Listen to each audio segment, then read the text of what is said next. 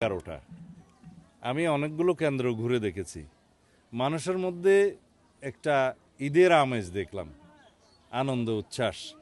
Vote দেওয়ার পরেও তারা কেন্দ্রের বাইরে অপেক্ষা করছে, উৎসব উৎসব লাগছে তাদের কাছে। তা আমি খুবই খুশি এবং আনন্দিত।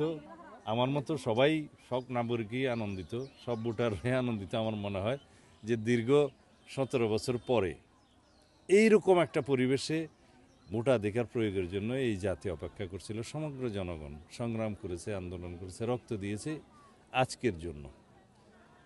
এই সেই আজকের দিন, যে দিনটা আগামীর বাংলাদেশ গঠনের জন্য সবচেয়ে গুরুত্বপূর্ণ ভূমিকা রাখবে। মানুষের আজকের সিদ্ধান্ত বাংলাদেশের ভাগ্য পরিবর্তন করবে, বাংলাদেশের জনগণের ভাগ্য পরিবর্তন করবে। ইতিহাসের বাঁক বদলে দেওয়া শুরু হয়েছে এখান থেকে। আমরা তার সাক্ষী, সবাই আজকে তার সাক্ষী।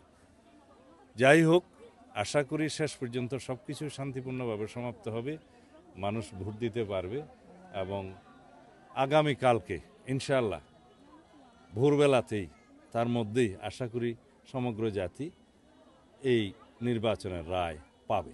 সাইবার বুলিং এর বিষয় নিয়ে একটু যদি বলেন, বেশি গুজব সৃষ্টি বা প্রতিদ্বন্দ্বী যারা আছে জামাতের বিশেষ করে না, কিছু মহল আছে যে অস্বাভাবিক পন্থায় অথবা পিছনের রাস্তায় অথবা কোনো গণতান্ত্রিক পন্থায় তারা তাদের উচ্চাভিলাষ বা উচ্চ আকাঙ্ক্ষা পূরণ করতে চায় ক্ষমতায় যাওয়ার। সেটা আমরা দেখেছি গত কয়েকদিনে। তবে বাংলাদেশের মানুষ সেটা প্রত্যাখ্যান করেছে, করবে।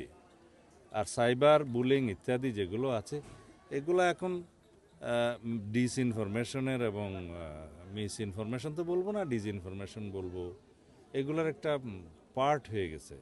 তা আশা করি এগুলো ঠিক কাউন্টার করার মতো অন্য প্রক্রিয়া বের করতে হবে। এগুলো সামনেও থাকবে, এখনও আছে। অতীতে এই সাইবার বুলিং যখন থেকে শুরু হয়েছে তখন রাষ্ট্রীয় পর্যায় থেকে এবং যারা মিডিয়া জগতের লোক তারা এগুলো কাউন্টার করার জন্য চেষ্টা করছে।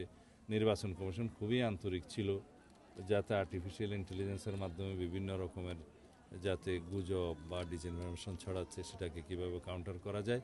আমার মনে হয় 100 ভাগ না পারলেও 80% বা তারও বেশি সাকসেসফুলি করা গিয়েছে।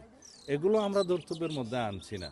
আমরা দেখছি জনগণের বিজয়, জনগণের গণতান্ত্রিক আকাঙ্ক্ষা যেটা শক্তিশালী হবে এবং এখন থেকে যে নতুন বাংলাদেশের গণতান্ত্রিক শক্তিশালীকরণের প্রক্রিয়া শুরু হলো সেটা যেন অব্যাহত থাকে।